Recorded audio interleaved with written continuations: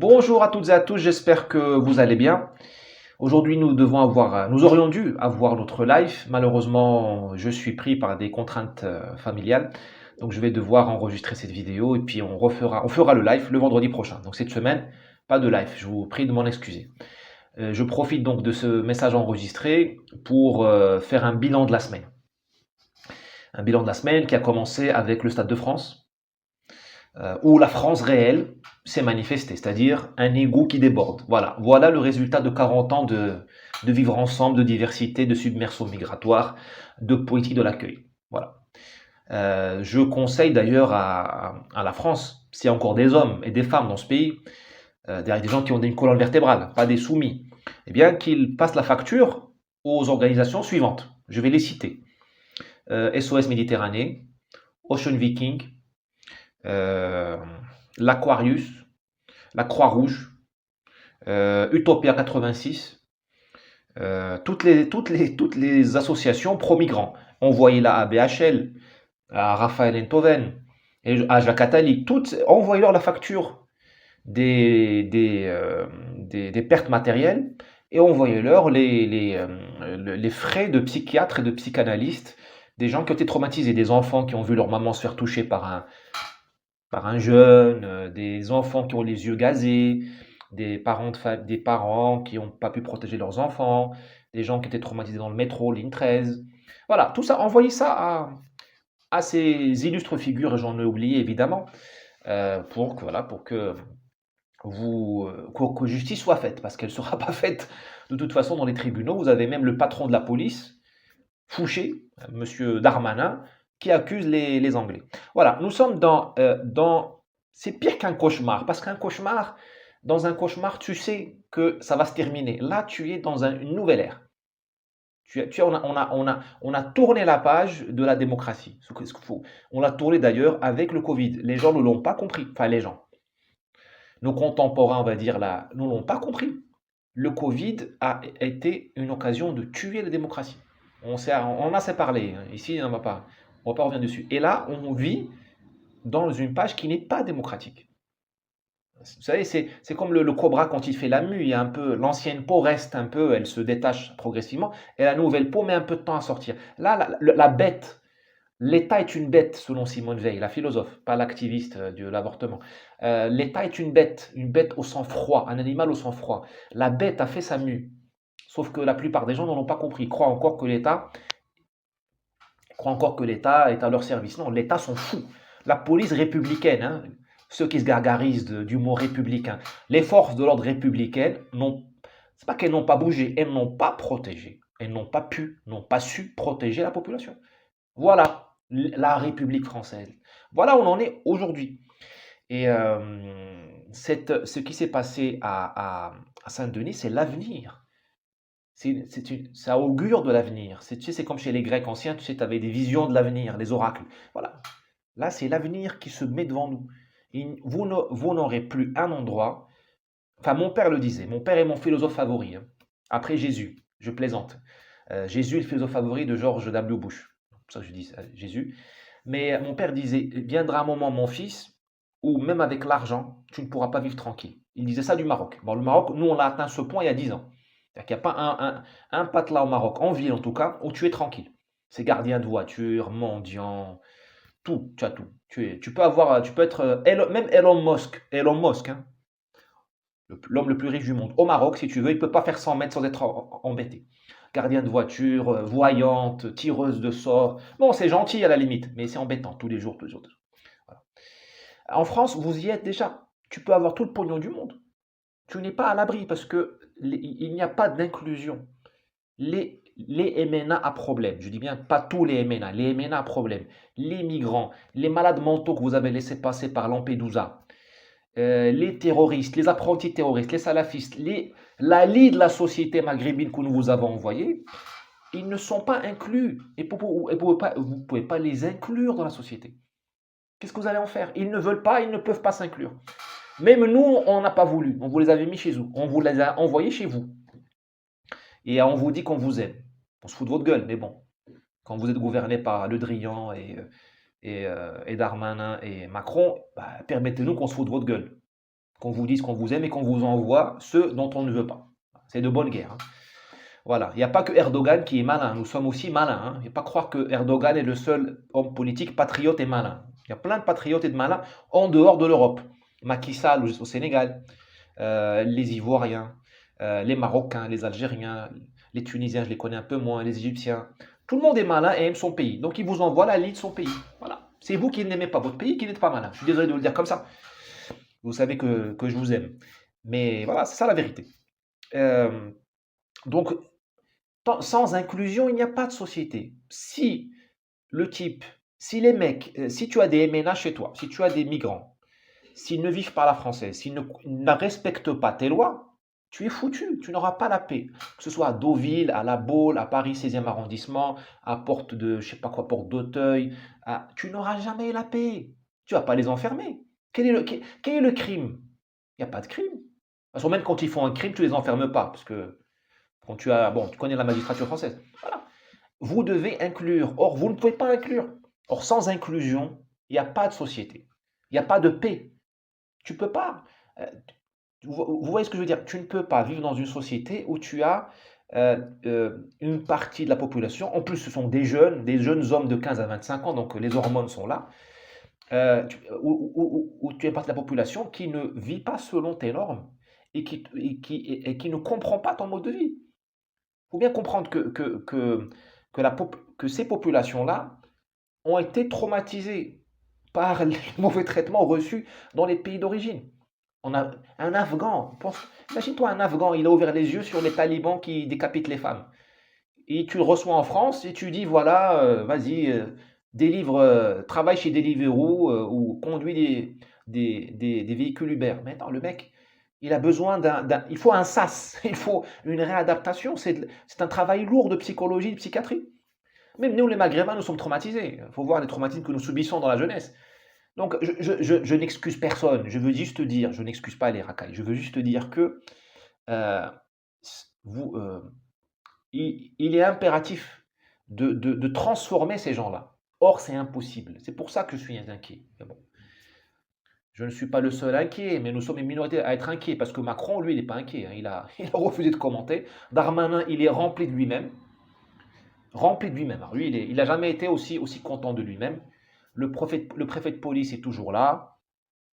Et il y a des journalistes qui accusent les Russes. Une conspiration russe. Incroyable. Quand tu dis je veux me soigner à la chloroquine, on te dit que tu es un conspirateur, un complotiste. Quand les racailles attaquent devant caméra les spectateurs à Saint-Denis, on te dit non, c'est pas les racailles, c'est les Russes. Génial. Génial. D'où l'explosion d'ailleurs des maladies mentales, parce qu'il faut être fou pour vivre dans cette époque. Il faut être complètement malade. D'ailleurs, je vais te dire, il faut être fou pour gagner de l'argent aujourd'hui. Enfin, pour avoir la paix aujourd'hui. Comme on dit en arabe chez moi, pour manger un bout de pain, il faut être malade. Parce que il faut accepter Darmanin qui te dit que ce sont les Anglais qui ont ruiné le match, et en même temps te protéger des racailles. Tu vois ce que je veux dire? Tu dois avoir deux cerveaux. Il faut avoir le cerveau droit sur Windows et l'autre sur Android. Bah, tu deviens malade. D'où l'explosion, à mon humble avis, des maladies mentales, chez les jeunes notamment. Il faut être fou. T'imagines une jeune fille française. Prends une jeune fille française qui a 20 ans et qui veut dans la vie réussir. Eh bien, il faut qu'elle arrive vivante à son lieu de travail. Donc, il faut qu'elle fasse attention aux racailles. Qu'elle baisse les yeux, qu'elle ne prenne pas de jupe, qu'elle choisisse ses horaires, qu'elle ne marche pas toute seule dans la rue. Voilà. Et une fois qu'elle franchit le sas de la tour où elle travaille à la Défense, par exemple, il faut qu'elle mette le travestissement pro-migrant, pro-woke, féministe, alors qu'elle veut avoir un enfant. Toutes les femmes ont le sens maternel de la maternité, à part quelques-unes. Toutes les femmes rêvent d'un homme fort autour d'elles. Pas forcément Rambo, mais un homme fort, vous savez, un homme qui a une colonne vertébrale. Il faut qu'elle prêche le contraire de tout ça. Tu sais ce que je veux dire? À la limite, cette femme qui a peur des migrants sur le chemin du travail à l'aller et au retour, elle est même presque obligée par son directeur de la diversité et de l'inclusion à donner de l'argent pour Utopia 86. C'est une blague que je raconte, hein, mais c'est presque ça. Elle est obligée de donner des gages de soumission et de financer les migrants qui passent par Lampedusa, tout ça. Voilà. Les organisations, tout ça. il y a de quoi devenir fou.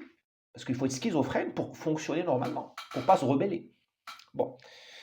Donc voilà sur Saint-Denis, on ne va pas épiloguer là-dessus, c'est la France de demain, c'est-à-dire tu as par le bas la pourriture et par le haut la pourriture, c'est-à-dire que tu as des élites qui te mentent effrontément, qui te prennent pour un imbécile. Monsieur Darmanin, Monsieur Macron. Donc ça va être ça pour tout. Demain, pour la dette, ça va être ça, quand elle va exploser, la dette publique, quand il faudra la payer, pour les retraites. C'est pire qu'un cauchemar. On est dans une espèce de... On est dans une nouvelle ère de l'histoire. Bon. Deuxième point et dernier point, le Louvre. Le Louvre, tu as un gars, je ne sais pas s'il est français, en tout cas il avait le faciès européen, comme quoi il n'y a pas que, hein, il y a pas que. Qui s'est travesti en femme, sur chaise roulante, en chaise roulante, qui s'est approché de la Joconde et qui l'a entarté. Ça a été filmé évidemment. Bon, le type avait l'air fier de lui, tout ça. Bon. Alors, c'est un fait divers. C'est un fait divers. On ne va pas non plus surinterpréter les choses. Un abruti, ça existe depuis le début de l'année, depuis le début de l'histoire. Il y a toujours eu des abrutis, des imbéciles. Notre époque n'est pas avare en abrutis, en imbéciles. C'est plutôt rigolo, mais c'est quand même symptomatique. Parce que la même semaine, l'ancien directeur du Louvre a été mis en examen, si ma mémoire est bonne, pour recel ou je sais pas quoi, des histoires d'antiquité. Bon. On parle quand même du Louvre, hein, c'est la signature de la France, c'est la vitrine de la France. Et directeur du Louvre, c'est un grand monsieur. Un grand monsieur dans le sens d'un grand technocrate. C'est pas n'importe qui, hein, c'est pas un rappeur ou un joueur de foot, hein, pour gérer le Louvre ou un équipement culturel comme ça, le château de Versailles ou des choses comme ça. Faut être lourd, hein, faut avoir de la gestion, faut avoir une éducation artistique, connaître l'histoire de l'art, avoir un réseau, un entre-gens. C'est pas donné à n'importe qui.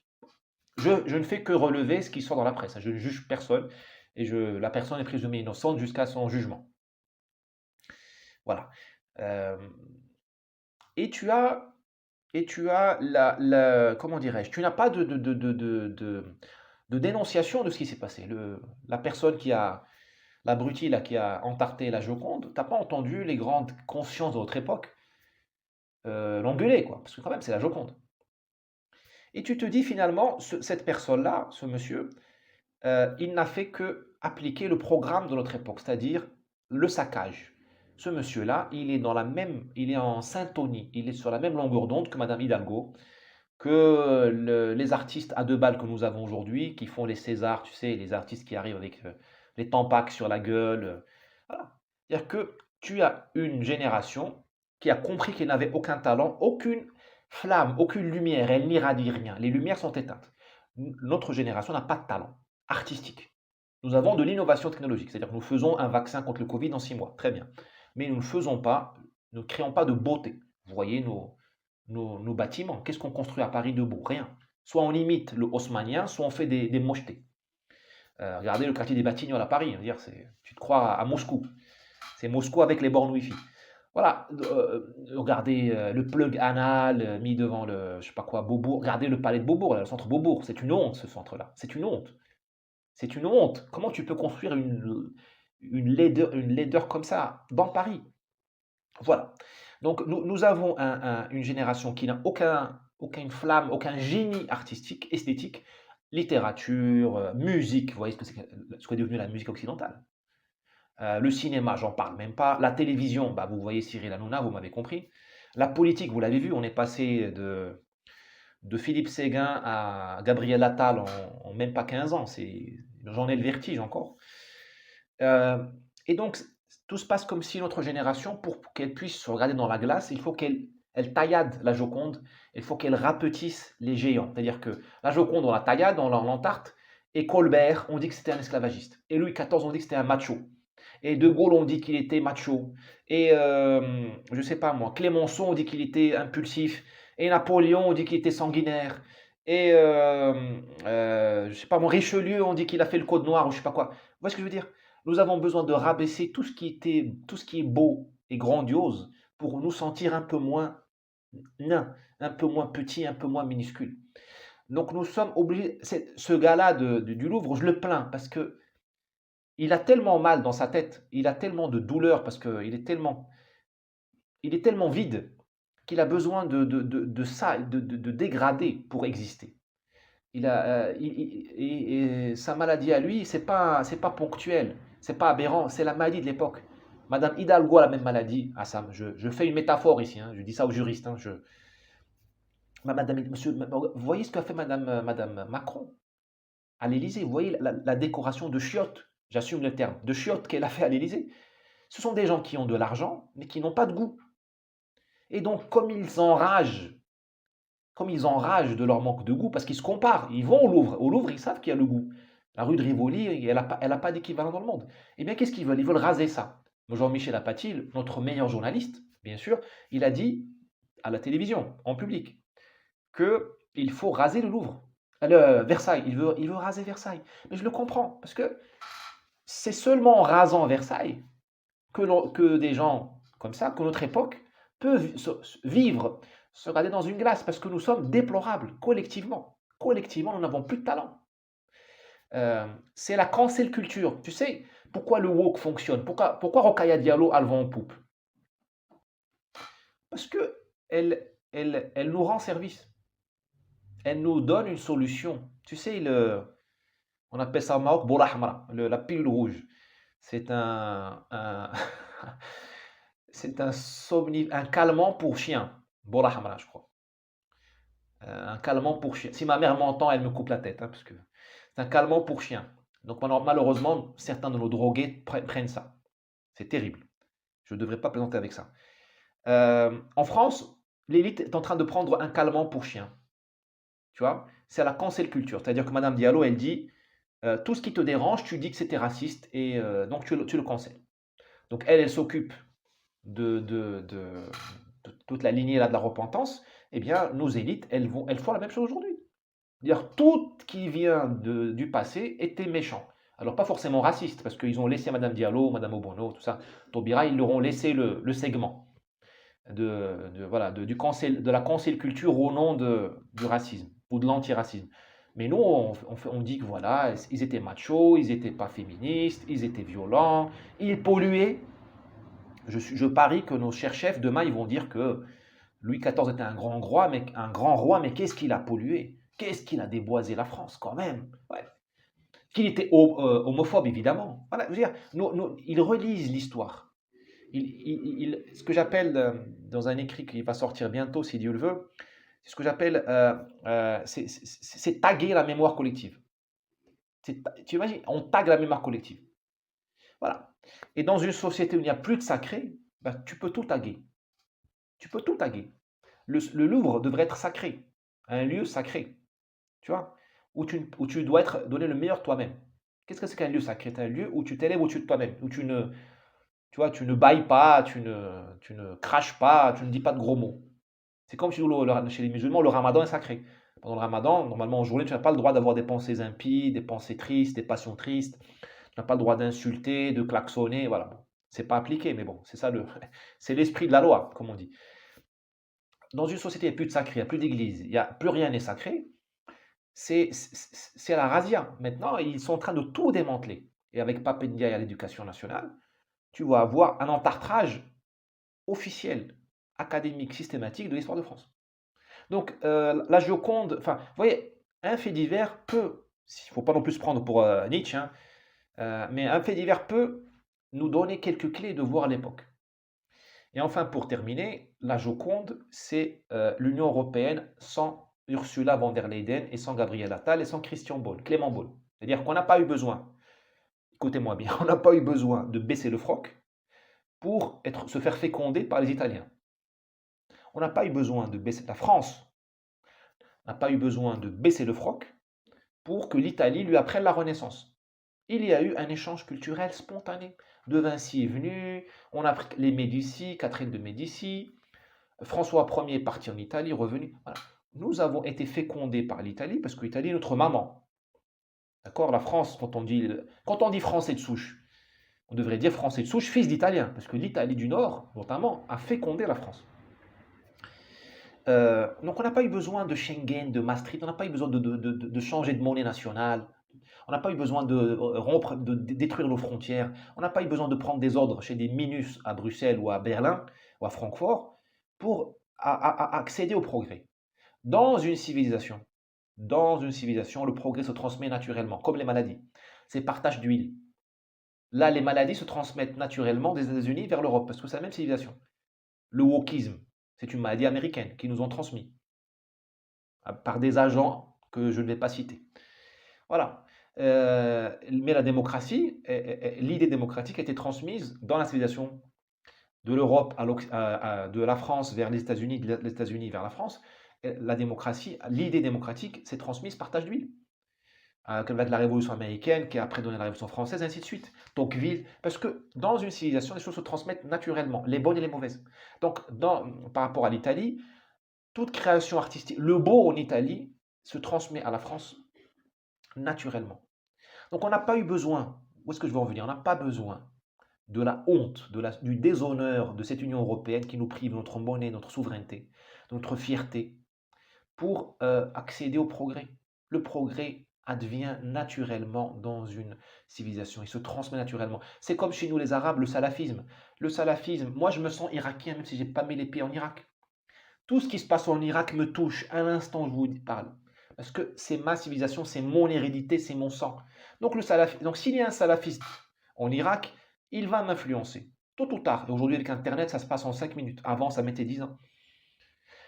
S'il y a demain un nouveau versant de l'islam, il va m'influencer. Si demain, imaginons, il y a une nouvelle secte islamique qui apparaît quelque part en Syrie, elle va m'intéresser. Moi, je m'intéresse aux Tijanis du Sénégal. Alors, j'ai jamais mis les pieds au Sénégal. Je me sens tijanien. Je me sens de cette confrérie musulmane du Sénégal. Ce sont mes frères en religion. Pourtant, j'ai jamais mis les pieds au Sénégal. Mais je me sens.